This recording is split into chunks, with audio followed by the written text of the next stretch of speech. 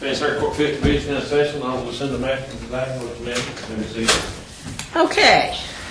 Afternoon, everyone. Good afternoon, Your Honor. All right, I think we are here on Kathy's motions for reimbursement of expenses on Maxwell Street. Am I correct? Are there any other matters for hearing today? No, Your Honor, I think that's it. We took care of the deed situation. And, okay, so that's where we are. Ross, did you want to say something before we got started? I had a motion in about the matter of Kathy producing any documents showing what appraisals were, and Ms. Britton opposed that. Appraisals for what? Maxwell. You filed a motion to do what? Your Honor, I think what he did was he issued a subpoena, and I made a motion to quash it. Quash. Okay, so that's all it was. Okay. All right. I think that's been resolved, right? I don't know. Or not? Well, it's never been produced. I mean, we never heard the motion, or I never got any information. Okay, so we still have to talk about the motion to quash then? Probably so. Okay. All right. Well, we'll talk about that as well then today. Okay. You want to start us out, Ms. Britton? Sure, Your Honor. We had filed our motion asking for reimbursement of certain items relative to the Maxwell Street property. The paragraph 9 of the findings of fact, conclusions of law and decree in this case recognized that Kathy had exercised the option given her by the court to take the property and do so at a value of $0. But the court also reserved any issues relative to rectifying code violations, mortgage payments that were made, as well as property taxes and insurance. And so we attached to our moving papers first of all, a recapitulation of those expenditures through the date of the filing of our motion, as well as the supporting documentation. We also, in the moving papers, gave the court a chronology of events. I asked Kathy in anticipation of today to bring me current on all expenses that were relative to Maxwell that we were asking to be reimbursed. There is a difference of $3,074 and change from what was attached to our motion, because one subsequent payment of $3,000 was made to Universal Maintenance, and then one additional payment of $74 and change was also made to Universal Maintenance, and I can tell you the precise number on that.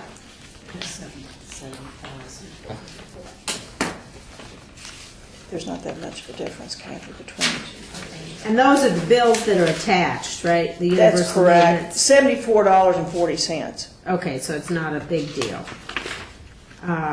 Okay.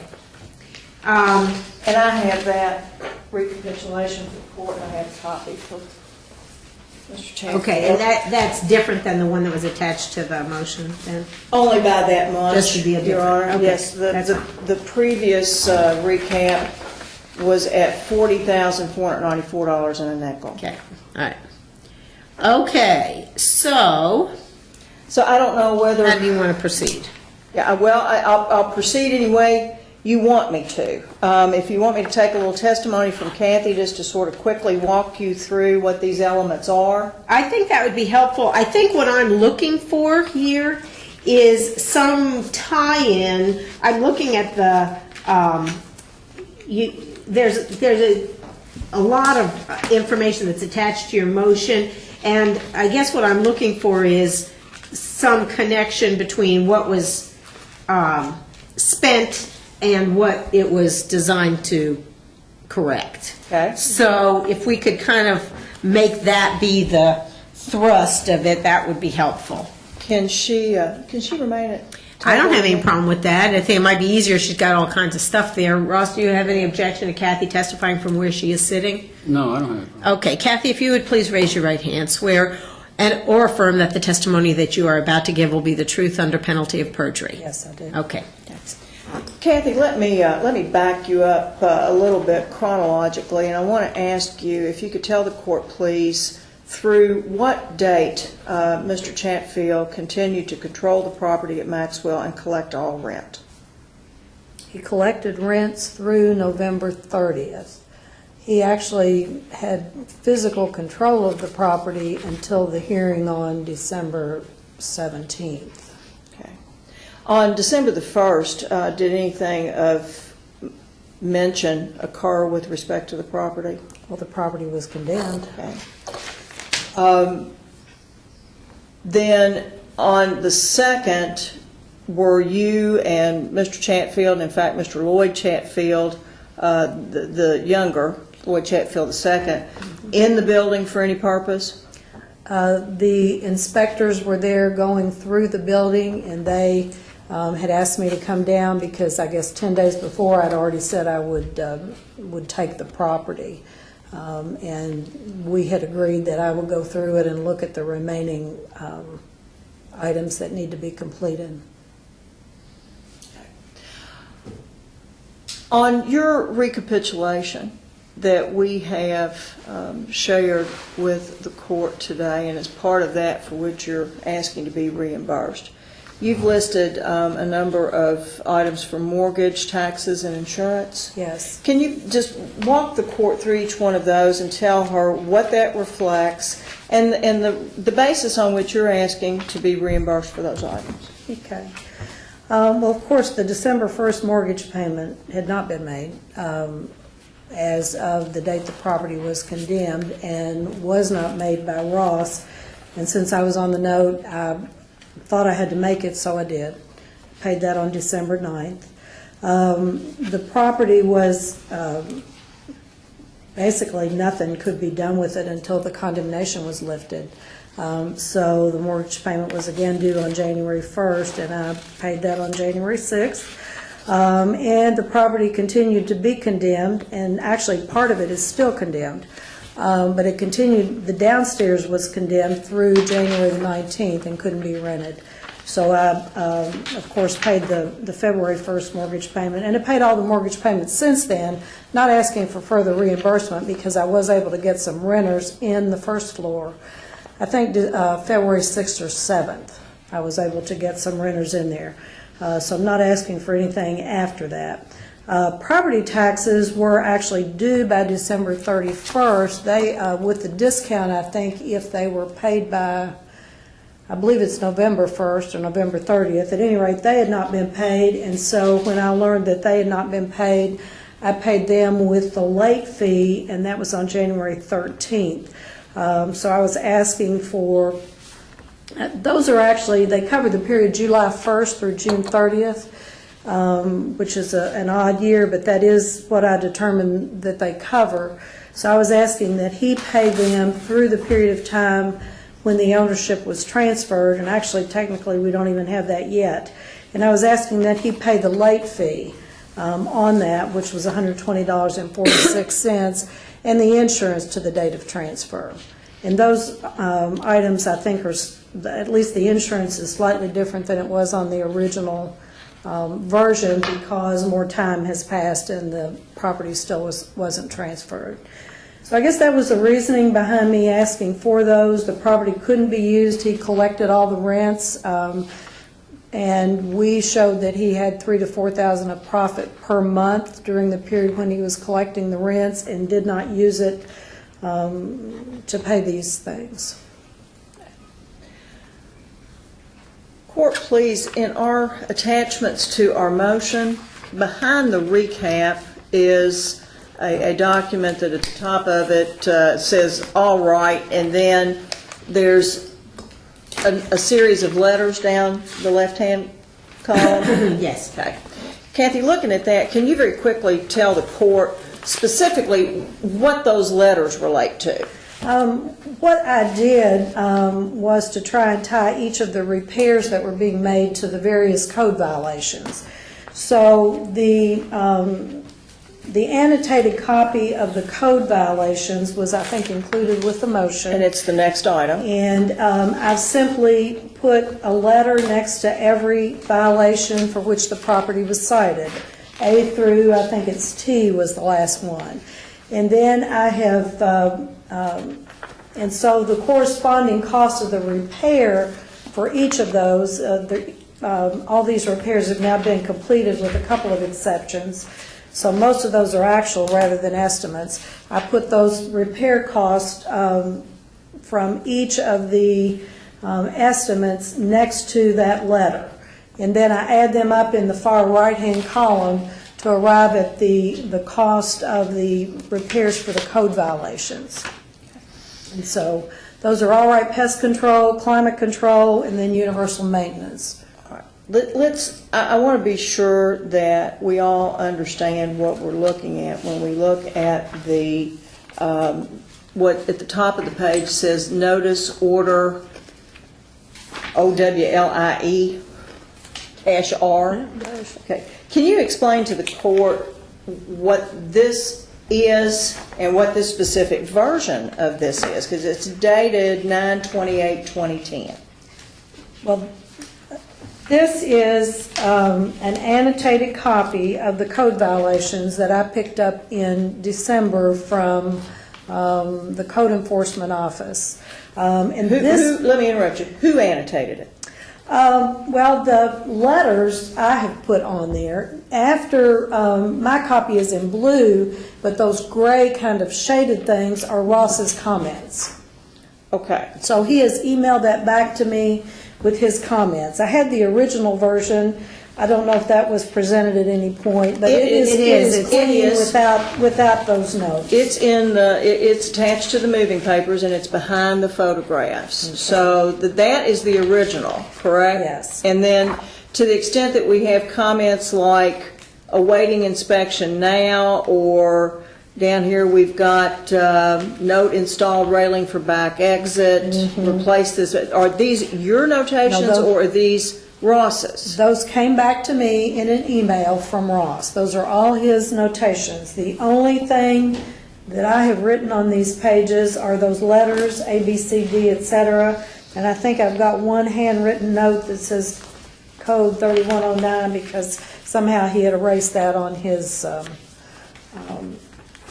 version that he sent back to me. Okay. Did you in fact have to address each of these code violations? Oh, yes.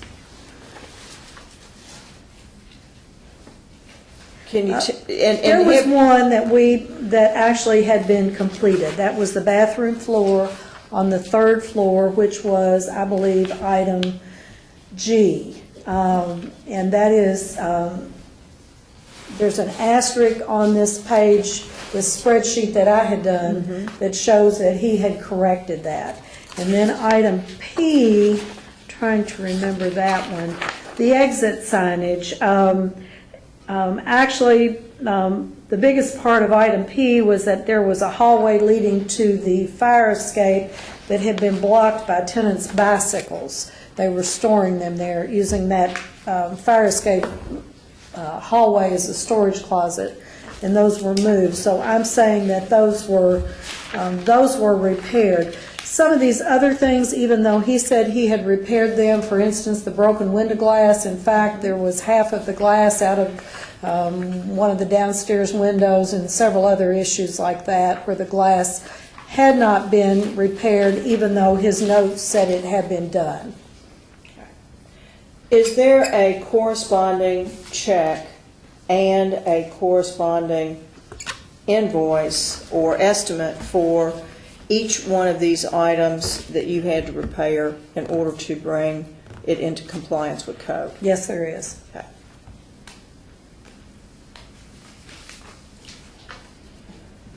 You also have an item on here, $1,300 for All Right Pest Control. That's correct. Can you explain that to the court, please? That is item R on the list, and the property had bed bugs.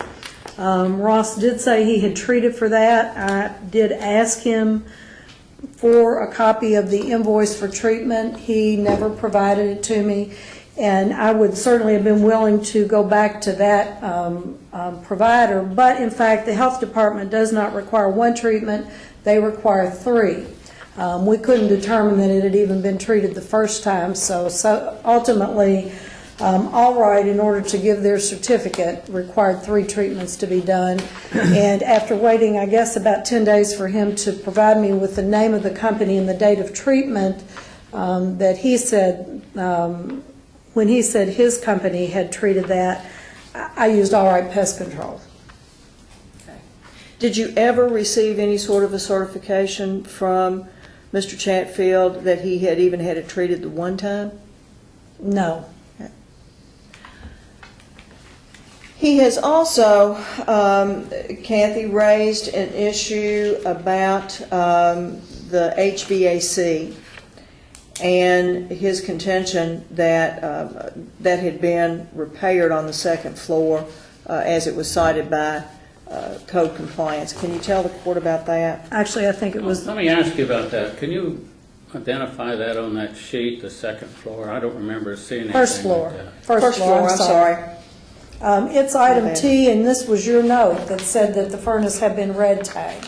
Yeah. Can you read the whole thing? I don't think I got it in front of me. Remove and replace exhaust vent for first floor furnace per gas company red tag. Parentheses, this has been done by a licensed HVAC company, close parentheses. This was the third page of that annotated sheet where he says that has been done. And we actually, upon inspection, found a couple of things related to that. One was that the what's called the heat exchanger was cracked in the downstairs furnace, which is a carbon monoxide risk. So it's not possible to repair that. The furnace had to be replaced. I also installed air conditioning when I did that. They did not break down the cost separately for air conditioning in the new furnace. Therefore, I simply cut the bill in half and put half of it on here. I don't know, maybe someone could say that the furnace should have been more than half or less than half. I don't know, but they did not identify that separately. Kathy, is that bill in here somewhere? I was just... It actually was not in the first group of bills, and I have got it somewhere here. Hold on. You want to give her this is my copy if you would like to give her those. I think they're all stapled together. I can do this. Okay. Because this has got the code. The code. And the other thing I guess we found were there were some things that are called limit switches that have been installed to cut the furnace off when the temperature reached 59 degrees, which is not permitted by code. The temperature has to be 68 degrees, so we had to remove all of those. So I object to that. That's what I they didn't said. set it to that temperature. It's a dial that anybody can set. So Okay, so what code number is that? What problem number is that? Or letter? And that's part of the climate control thing, Bill? Well, it's actually part of one of the other bills. Okay. And there's no code violation there at all. Okay. Yeah, what's the code violation on that? Was the reason that the building was condemned because there was no heat. So you're right, there's not a specific item that says that. But Okay. that was one of the issues with the heat there. I see. Would you want me to wait, Your Honor, until Yeah, she's just done? wait, let her get through what she's going to say, and then you can talk about it. Okay? Were the residents using space heaters or some other methodology to heat their rooms that you all discovered? We were told they were not supposed to be using space heaters. This was when we toured the property with the code enforcement official, but there were in fact some in there, and one was even turned on and running when we inspected.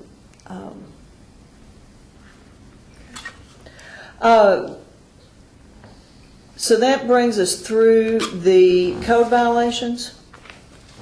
So what is the total that you have expended on Maxwell, inclusive of the mortgage, taxes, and insurance costs and the code violations. $43,658.58. Okay. You'll have two other items listed here. One has to do with the Honda Fit, and the other has to do with the preparation of the Maxwell and Center Court deeds. Can you tell the court what the item is relative to the Honda Fit, tax and insurance?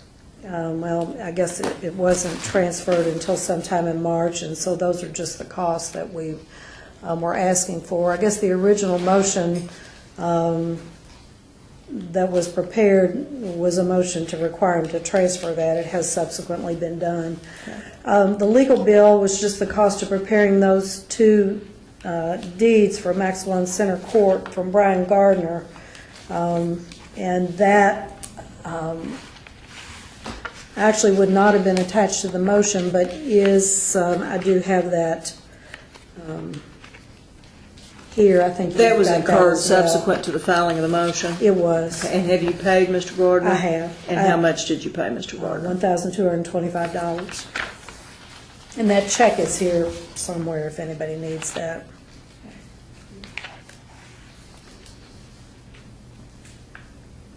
I have a question. Kathy, if I were to add up the bills from Universal Maintenance that have a key indication of a letter that matches up with the code, would those add up to the $32,281? I think as of today, I've paid him right at $30,000. Yeah, that's not my question though, because they're looking at the bills. There are some things that aren't. Oh, if you add keyed- those up, they do add. There are other things that were done in the property, if that, is that what That's you're my asking? question. That we're not trying to seek reimbursement for Right. because So- they weren't so if- related to code violations. The bills are actually quite a bit higher than that. Right, that was my question. If you were to just add up the things where you've got a reference with a letter Yes. and add those up, that would come up to the $32,281? They would in fact come Yes. to $32,281. Yeah, and I noticed there is a lot of additional work that was done that doesn't have any code violation That's number correct. next to it. Okay. Okay. Anything else, Ms. Britton? I think that's it for the time, Your Honor. Okay. So Ross, if you want to tell me what your thinking is about all this. I'd go back to the court's order that it be auctioned, and that was the first.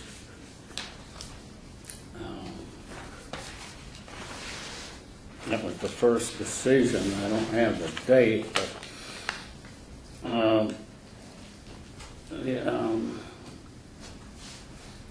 my contention is that we'd all have been better off if it was auctioned. Here's a copy of the auctioneer agreement that said it was as is, where is. There's nothing about repairing any code violations. The auctioneer does more auctions than anybody else in this city. It's Rector Hayden. And I've used him before, and in the past I've got more money out auction the property than I would have if I'd have sold it. So basically, it's a no-brainer as far as I'm concerned. We could have had it sold January the 11th. Kathy and I wouldn't be 4 months into this thing, and I don't know how much longer it goes. It's cost God knows how much. So on the basis of that, I don't see how she'd have anything coming.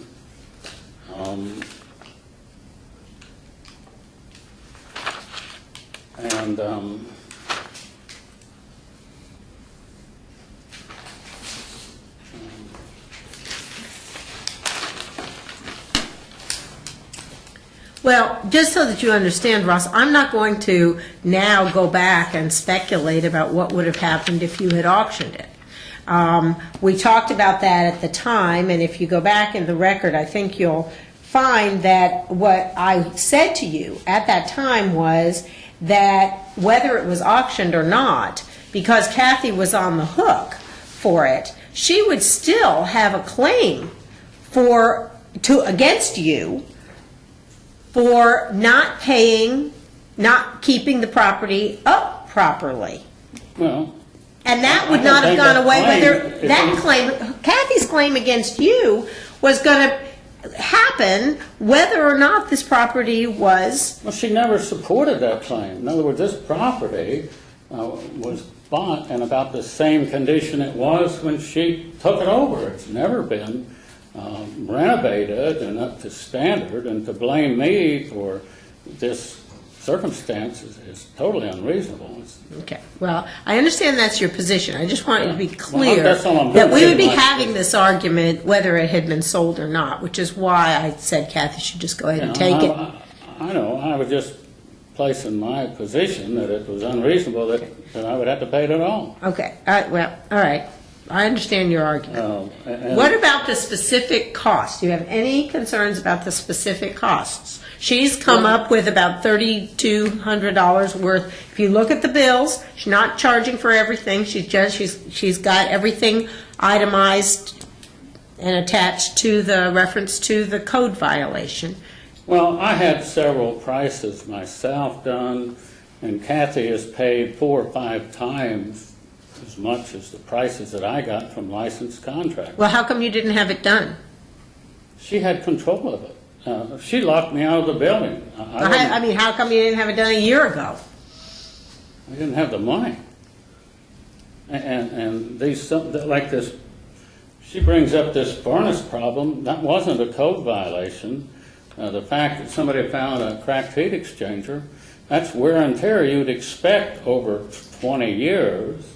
So I wouldn't be charged for wear and tear on a building. And the fact that she locked me out and I couldn't perform any work, that would raise the cost 5 times. You know, this Universal Maintenance is owned by Rick Bryant, her brother-in-law.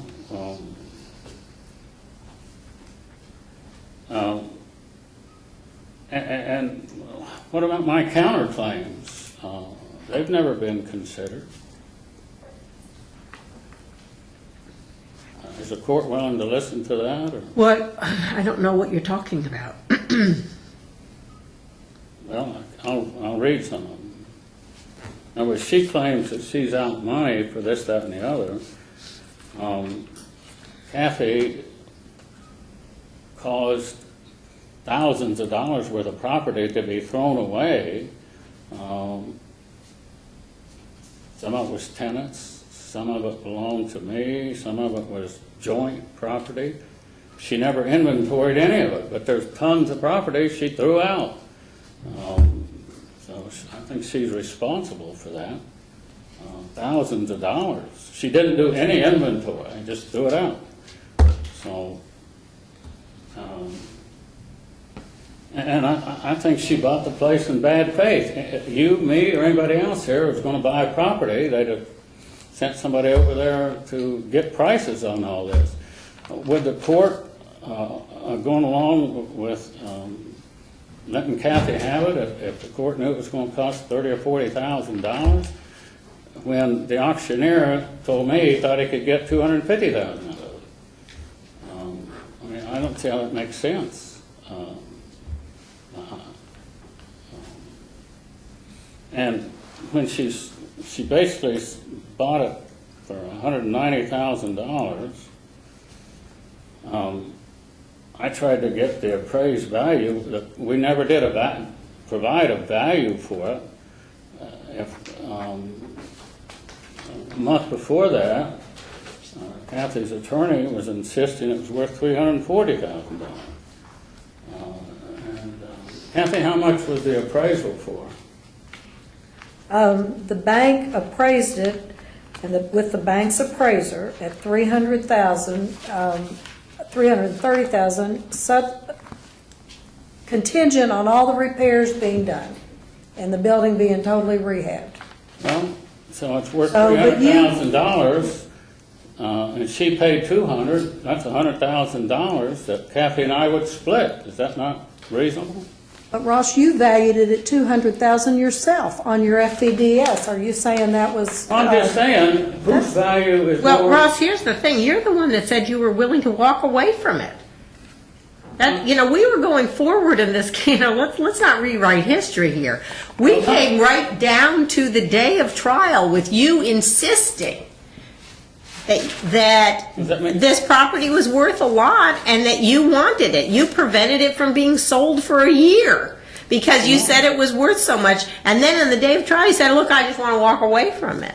Yeah, but I mean, is it fair to me if it's worth $300,000? It's worth $300,000 if she puts $100,000 into it. Well, she put 50 in it, for 330 is what she said. So if she spent 30-some thousand, that means there's 100,000 almost She left in equity that we should split. So I should. No, she I should spent get- more than $30,000. She spent $30,000 based on what she just said. She spent about $30,000 on repairing the code violations. Which I insist is 3,000 or 4,000 would have covered those code violations if I would have done the work. She locked me out of there without the court's permission, just locked the door and threw all my stuff out. Well, I do have counterclaims, and I'm going to exercise them. Most of the furnishings had to be discarded because of bed bugs. You can't keep the mattresses and the sofas. We could have But tried to I had treat a the cost of of treat- $400 to do all the pest control, and I told you I had that, and you wouldn't come and get it, you wouldn't wait for it. You said, well, I have to do it now. Well, why would you have to do it now when the building's vacant? It's insane. So why didn't you just if you'd already had it done, why didn't you just take the paperwork on whoever you'd had it done over to Kathy, and so she didn't have to do it? Why didn't you do that? It took me a week to find it, and she wouldn't wait. I told her I had it. I had not done it by the time you said you found it, and I asked you for it, and you didn't provide it. I think Kathy is partly responsible for it being condemned. Because? Well, one reason is that $15,000 that we borrowed was to do repairs at Maxwell. It never got done. So there's $15,000 that could have been used. She decided to use it for something else. That's not Pay my your fault. past due taxes, Ross. We already went through that in one I prior think hearing. that ground was sufficiently plowed. Well, I don't think it was, Your Honor. You talked about it, but the difference is it was specifically for Maxwell. The fact that she used it for something else, and the fact that the court said, well, it sounds okay, that sounded all right in that regard. But inasmuch as she and I both signed a contract with that bank to use that money specifically for Maxwell, and that did not happen. So there's $15,000 that didn't go over there. But it did get your taxes paid, right? And he endorsed the check and gave it to me. Well, And when was that? but these are absurd, to spend that much money for, and I took pictures of it. You're renovating the whole building. And once a building's condemned, and I mentioned this at trial, once it's condemned, and Kathy knows this, all her family knows this, that the requirements are going to be escalated to get it open. I asked her for some money to help because I didn't have it. I told her I was busted. And she could have come across with it and didn't. Just so you know, Rose, based on just looking through these, what she apparently has paid universal maintenance, it looks to me like she's dumped about $45,000 into the building, somewhere in there at this point.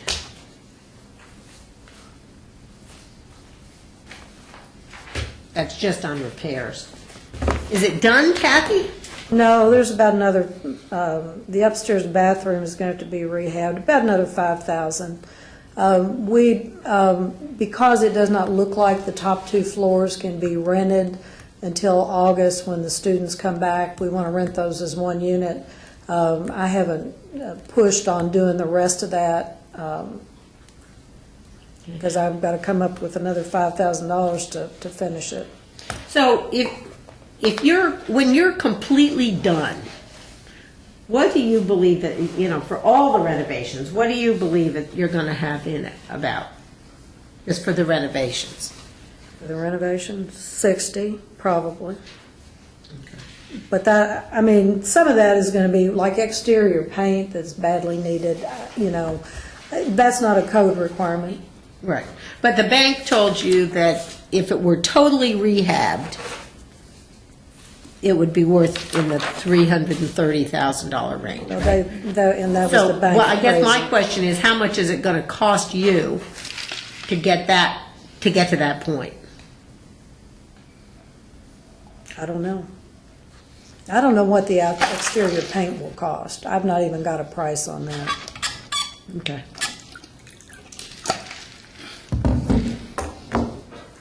But, partly, I guess I don't know that I'm that fond of the bank's appraisal. They require the same appraiser to do it. I thought what she was telling me was that she was willing to lend me the money. That's what I thought she was telling me, in no uncertain terms. Okay. That they did not want the property, they didn't want to take it back, they would continue to lend me the money. They got a 70% requirement on rental property, so it had to be at least 300 for right at it for them to loan the money to me. For the 200. Yes, to get anywhere near the 190, whatever it is. So I just felt like they were just saying, we'll continue to lend it to you. The people that looked at the building, that own property in the area, thought it would probably sell between 60 and 150 In its condition. in the condition it was in. And that was the scary part for you because you thought, well, gosh, I'm going to wind up still being on the hook on the And not, not having any control over the condition and the date it would have been sold, you probably would have had it auctioned on one of these days when we had 6 inches of snow and nobody would have been there. I already talked to the auctioneer about that, and he said, as far as he knew, it made no difference what day of the year it was or the condition of the weather. So, it's all hypothetical. It's hypothetical. But the people that had bought other property in that area said that's what they felt like it would go for. And things like the wind blew and the glass blew out of a second floor window. Your whole Siding, the family whole deals section of with siding Greer, just and falls off. everybody knows he's the best person to evaluate it, and he valued it at $200,000 in a quick sale. He's the man in town that knows. So it's a minimum of that of a quick sale. But then you can't finance it if it's at 200 because you only get 70% financing and you can't pay off the bank. Well, what And that that's has the to do with is you problem. would have had to have somebody who could write a Well, check. she said she wanted to buy it. I wanted to auction it. So she won, I lost. Well, but even if let's suppose, here's the problem, and let's go back and talk about my conundrum, which is why I said she could have it. If you say it's worth 200, and you sell it, okay, at an auction, and it brings 200, by the time you pay the auctioneer's No, it's commission. free. I don't pay anything to the auctioneer. It's 10%, and the people that buy it pay it. Okay, so let's There's say no it's cost. 200. She's still on the hook for 195. That is a complete wash, and that means that she's banking that it'll actually sell for 200. That was the problem. I don't understand what you said. Can you say that again? Yeah, because she is liable on the mortgage for 195. Well, she'd have got that much money out of selling it. If it sold for 200. Yeah, well, that's what Greer said. Okay, but Anita my knows point, it. all right, well, my point is, that's water under the bridge. At this point where we're trying, and we still would have been having an argument about whether it should have been more than that because you had let it run down. Well, I don't agree with you. You're the judge. You can say that. I'm saying it's the same shape it's generally been in since I bought it. I spent $18,000 on redoing the mechanical about 20 years ago, which I never got any credit for that. But Okay, so what else, so Any other thoughts you have about this, Ross? Any other questions that you have? Well, I think it's totally unjust that she get a penny. That's my position. Okay. Any other thoughts, Ms. Britton? Well, really, principally this one, Your Honor. It's been represented to this court on a couple of occasions, and I have the benefit of a partial transcript of both the November 23 as well as the December 17th hearing, that these things have been taken care of or within arm's reach of being taken care of. Point of fact is that these code violations were issued on September the 28th, and they hadn't been taken care of at all. That's not true.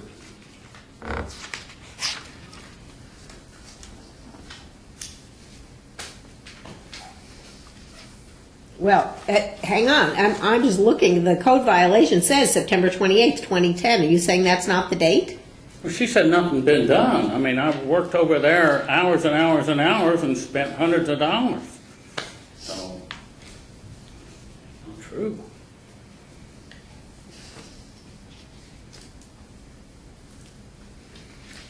Auctioning the property might have been advantageous for Mr. Chatfield because he wasn't going to stand good for any deficiency. Well, who said that? I mean, We where'd you also get labor that? under the illusion that the bank would have permitted it go to auction. And there's no guarantee of that, That considering what they had in it. that doesn't make sense.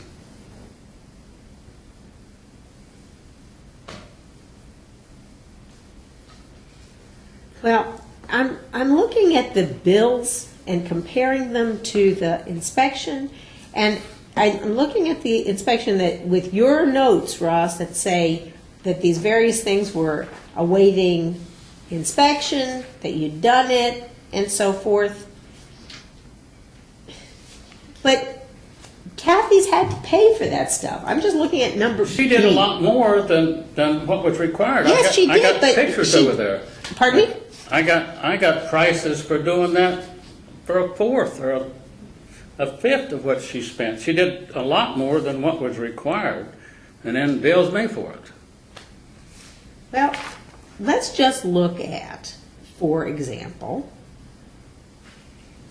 code violation that she's labeled B and C.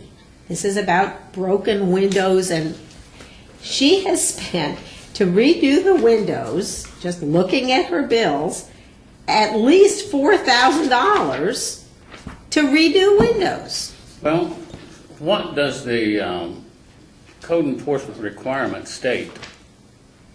Replace all broken window glass. I did that. Maintain all and then- windows in an openable condition. Well, I checked them all, they opened, I replaced broken glass with maybe one exception.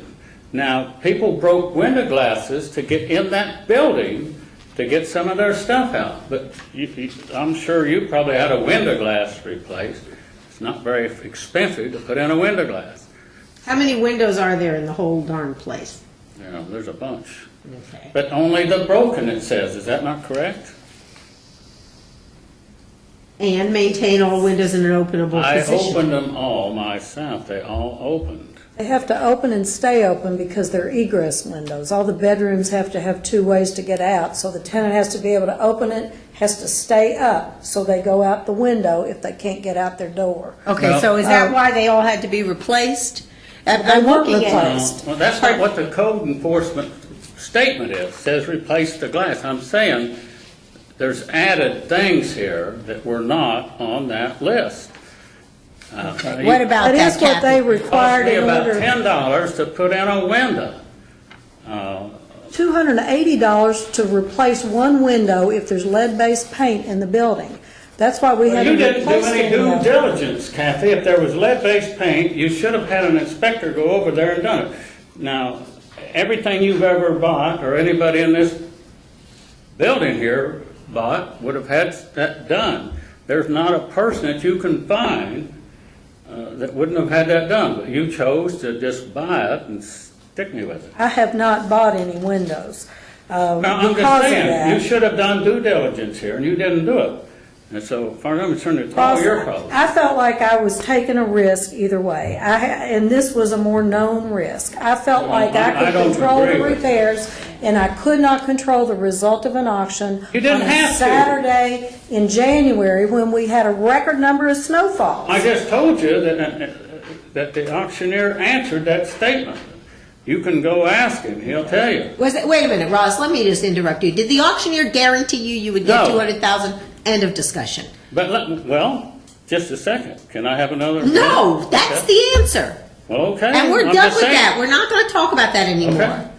All we're talking about now is whether Kathy was reasonable in spending the money that she spent to repair the code violations. You have said, let's just talk about the windows. You have said that it wasn't, that all she had to do was replace a couple pieces of glass, that she didn't have to go through all this. Kathy, would you please explain why it cost you $4,100 to replace? Well, there's at least 60 windows in the whole building, and there may be more than that. I think there's actually about 50 on the second and third floor.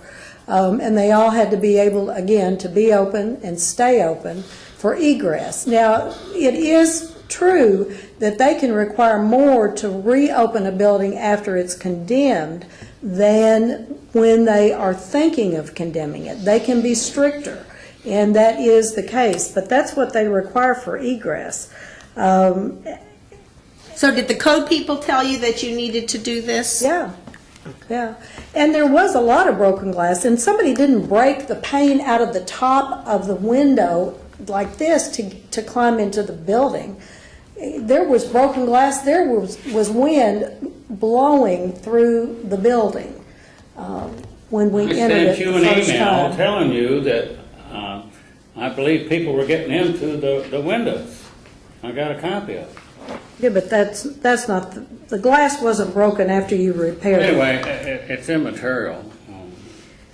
Well, you know, I'm looking through the code violations. I'm comparing it to the things that she got fixed. You know, this is all stuff that needed to be done.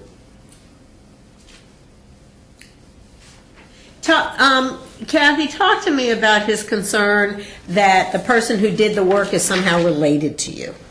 And I did see that in his response. It is my brother-in-law. Of course, this property was actually made available to me to do anything a week before Christmas. And he had said that he would do that, the work it cost. That is what they have done. They came in within a month. They got the first floor totally reopened. It was reopened so that I could rent it by January 19th. That didn't prevent me from paying mortgage payments because they were due and I couldn't advertise it to rent until it was open. But they own property in the area. They actually, I thought, he was instrumental in getting them to open the first floor without opening the second and third floor. Because normally they're going to require the whole building to be habitable before they would remove the condemnation. You know, I felt like it was all reasonable, and let me tell you, they had about 8 people in there working for the first month, all the time.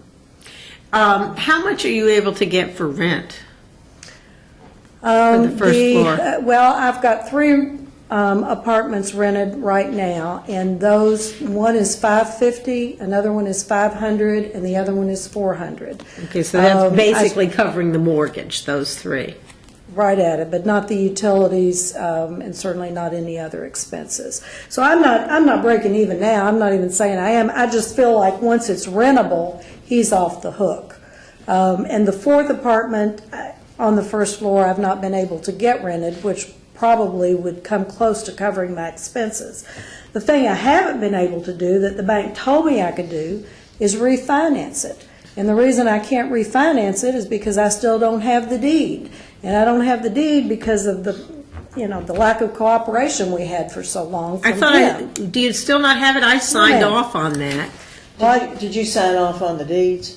Okay, they haven't traveled back to me yet. Yeah, I did. It But was at any last rate, week you know, sometime, I think. It could have been done, I could have gotten it refinanced much earlier.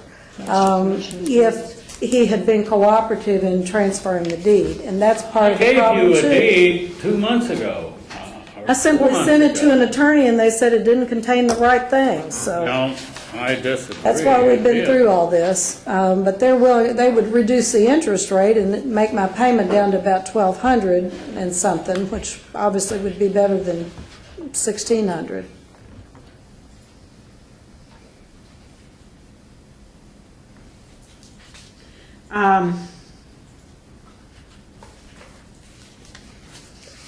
And the second and third floor, when they're rented, would certainly bring in additional amounts. It depends on how much of that I'm able to rent. You know, at some point, maybe I'll recover some part of this, but it's going to take a long time.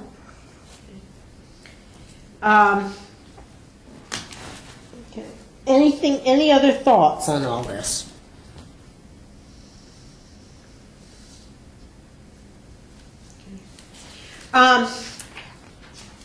The hard part I'm having with this is knowing exactly, and I appreciate the coding of it. Wrong word, but you know the code that you've come up with, Kathy, where you say there's a letter that attaches to each one of the pieces of it, and I think the thing that's difficult is I think it's hard to split out exactly what was required and what may have been general rehab to kind of bring the building up to a better condition than it was that may not have been required by the code. But I am concerned, Russ, that when we first talked about this back in September or whenever it was, and we had the chronology I think was really helpful, that there was a bunch of discussions about this earlier about it was in November that Joe said that all the code requirements were done. And all that you needed was to have a little bit of money to turn on the heat. Well, But that wasn't so. well, it was so, and I'm telling you that I could have gotten, at that time, about $2,500, I would have had all those items done if I did it. Now, that's what I'm telling you. So, you don't have to believe it, but that's it. I think that it would be, you know, I've seen the pictures here, Ross. One of your solutions, say for fixing a stairway, is to just jam a couple bricks underneath it. You know, that's not. That stairway was approved 20 years ago. With a Kathy brick tore it all underneath it? out. It was approved, and all this got changed because of condemnation, which I insist is largely Kathy's responsibility and not mine. So, there you go. She ends up with a $350,000 or $30,000 piece of property, $200,000, and sticks me with these costs. Well, first of all, I don't really think it's worth $330,000. I believe Kathy that the bank just threw that number at it. But here's the deal: she's got $195 in it, plus at this point what she just told me is it's going to take her about $60 to get it up to speed, plus the other costs that she has. And I think that as she said, I credit her testimony, it's going to take her a while to recoup the costs of this. Eventually, it'll perhaps look like a good deal, but right now it's not. Kathy, you took over December 19th, right? That was when when I was able to actually get into the building to actually do any work. In mid of December? A week before Christmas, yes. Well, okay, here's what I'm going to do. I'm going to award you the December mortgage payment. I think you're kind of on your own in January and February. It was a mess. You walked into it knowing that. I do agree that he would have to pay for property tax proration, although I think that's a marital debt at this point, like any other taxes. So I'm going to say that Ross has to pay for half of that. The late fee, because it wasn't paid, I'll assess that to Ross. Property insurance, since it wasn't paid, I will assess that to Ross. I'm going to assess him the pest control bill, because I think he could have figured out how to avoid that and didn't. The climate control bill, I'll assess to Ross. And the maintenance, I grant you, I'm just sort of throwing a dart at it, but I think that there probably is a reasonable argument that it could have maybe been done cheaper. I understand that you ultimately want to get the property up to speed and make it viable for yourself, but I think that's different than perhaps what the code part would have required. So I'm going to award you $15,000 for the maintenance, universal maintenance on the code bills. And I think that takes care of it. And I think from now on, we need to be done with this. That's going to be it. Okay. Thank you. Thank you, Your Honor. You'll prepare an order, Ms. Britton. I will, Your Honor.